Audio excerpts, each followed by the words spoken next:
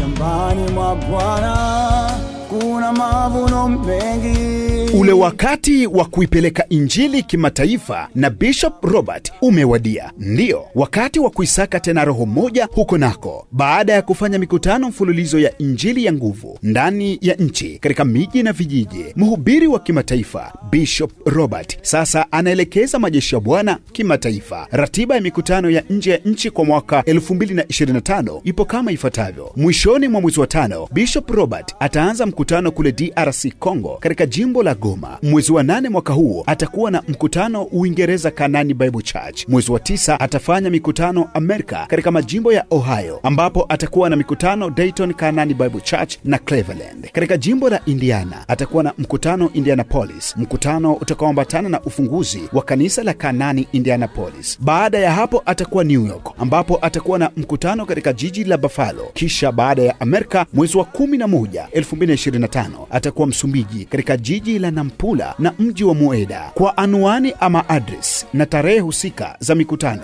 wapi itafanyika zitakujia hivi punde hapa katika televisheni yako ya Harvest TV inayopatikana katika kingamuzi cha Azam kwenye channel ya Others namba 23 na kupitia channel yetu ya YouTube ya Robert TV Tanzania. Au kwa mawasiliano zaidi waweza piga simu namba 0653 00 16 15 na 0653 77 05 24. Harvest TV, hatupoi mpaka roho moja iokolewe.